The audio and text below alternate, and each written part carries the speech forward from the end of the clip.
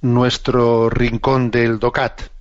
Nos toca el punto 135, que dice: ¿es el trabajo un castigo de Dios? Y responde: una y otra vez se lee que el trabajo es un castigo de Dios por el pecado original de Adán, pero no es cierto. Según el relato de la creación, el trabajo es algo esencial al hombre.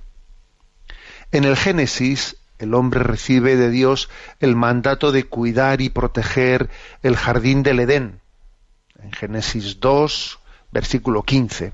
Sin embargo, cuando Adán y Eva incumplen el mandato de Dios, dice el texto: pero del árbol del conocimiento del bien y el mal no comerás.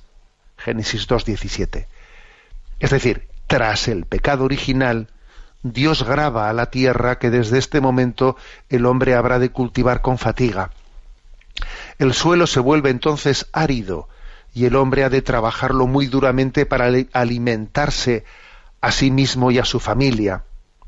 Desde la perspectiva bíblica, no obstante, el castigo de Dios por el pecado original no es el trabajo en sí mismo, sino el esfuerzo de realizarlo. Hasta aquí este punto 135, ¿no? Que es interesante.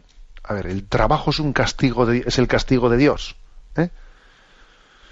Y entonces responde con contundencia: no, el trabajo no es un castigo de Dios, es una vocación dada por Dios, una vocación a la transformación del mundo, una vocación en la que el hombre crece, madura.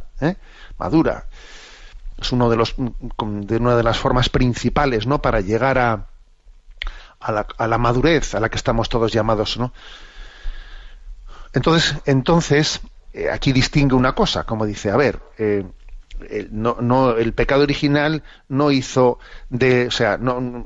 consiste en que el trabajo en sí mismo sea, ¿no? La consecuencia del pecado original no es ahora vas a trabajar, no, sino que es cierto que una consecuencia del pecado original es el que el trabajo nos resulte a veces así de contranatural, que lo percibamos como algo contrario a nuestra felicidad. O sea, un influjo, una consecuencia del pecado original es el que experimentemos el trabajo como algo contrario a nuestra realización y a nuestra felicidad. Y esa especie de suspiro por decir: a ver cuándo ojalá pudiese no trabajar. Eso sí, o sea, no es el trabajo, no consecuencia del pecado original, sino el experimentar el trabajo así de fastidioso y mortificante. Eso sí es consecuencia del pecado original. Bueno, entonces hay un refrán en español, un refrán muy curioso, ¿no?, que se dice: en el pecado lleva la penitencia. Bueno, pues es cierto que hay que entender las consecuencias del pecado original. No hay que hacer una explicación, digamos, simplista, decir: es Dios el que te ha dado como, entre comillas, castigo estas consecuencias por haber cometido el pecado original o nuestros pecados personales. No, sino que es que en el pecado está implícita la penitencia. El pecado es una ruptura con el plan de Dios. Entonces, romper ese equilibrio, ¿no?, que el hombre tiene con Dios tiene consecuencias. Es como cuando uno rompe el cristal. Claro, si rompes el cristal tiene consecuencias porque entra el frío o entra el calor.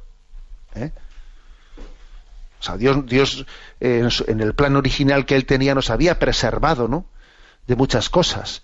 Y entonces cuando el hombre utiliza mal su libertad, ¿no?, y pongo ese ejemplo, ¿no?, y rompe ese cristal que le protegía, obviamente, pues en el pecado se lleva la penitencia. Y entonces, por ejemplo, pues entra la concupiscencia. La concupiscencia, esa distorsión de nuestra voluntad, de ser atraídos por lo malo, etcétera. Esa concupiscencia en sí misma no es pecado, pero es consecuencia del pecado. Pues lo mismo pasa también con el tema del trabajo, o sea, el sentir el trabajo como algo que nos roba la paz, la felicidad, el sentir esa distorsión, esa desintegración nuestra, ¿no? Es consecuencia del pecado. Pero entonces, bueno, pues digamos que lo primero que hay que hacer es, no entendamos de una manera literal, simplista, como si Dios me estuviese mandando, así caprichosamente mandando castigos. En el fondo, lo que entendemos por castigo de Dios, que es verdad que la Sagrada Escritura utiliza la expresión, pues en muchos pasajes de la Sagrada Escritura, Dios castigó a su pueblo. Bien, la expresión Dios castigó a su pueblo, en el fondo, no es más que el respeto de Dios a las consecuencias que se derivan de haber roto el plan de Dios.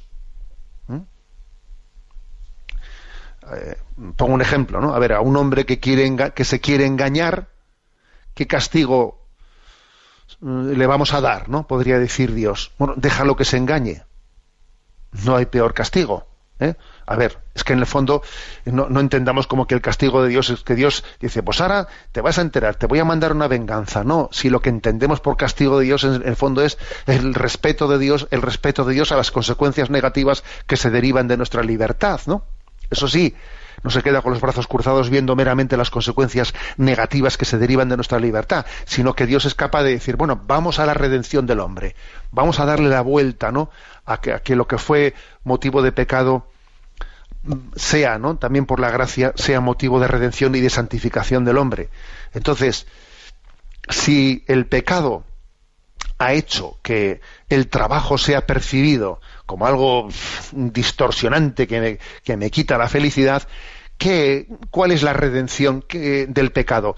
¿En qué tiene que traducirse, entre otras cosas, la redención del pecado? Pues en que para mí el trabajo sea plenificante. Pues darle la vuelta a la tortilla. O sea, la redención de Jesucristo nos tiene que llevar a experimentar el trabajo como un camino de purificación, como un camino de entrega, de servicio a los demás, como una manifestación de nuestro amor. Claro, si el pecado hizo que el trabajo sea antipático, mortificante, la redención de Jesucristo tiene que hacer que el trabajo sea plenificador y un lugar de expresión de nuestro amor. Eso es lo que hace el Señor. Eso es lo que se hace. ¿Y eso cómo se hace? Pues mira, tomando cuenta de cómo Dios nos permite participar de su obra.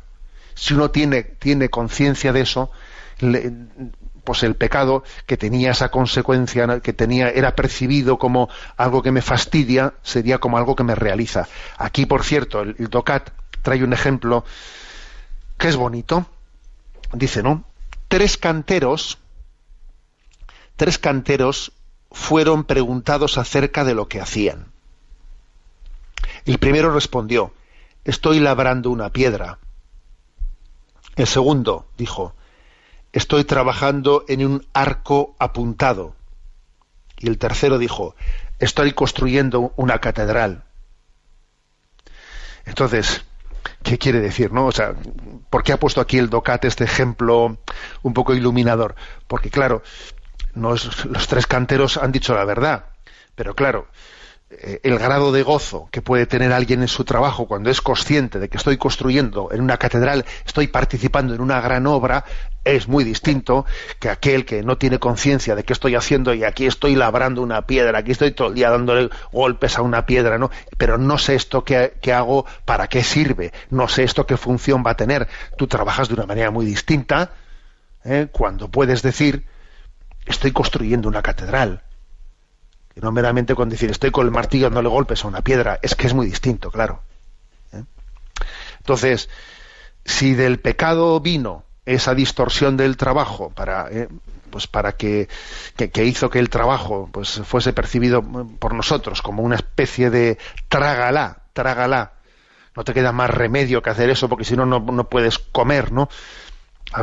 Pues ahora ha llegado el momento en el que la redención de Jesucristo nos permita percibir el trabajo de otra manera. No, Señor, me permites colaborar contigo en esta gran construcción de una catedral, de hacer del mundo una catedral. Qué distinta es esa visión,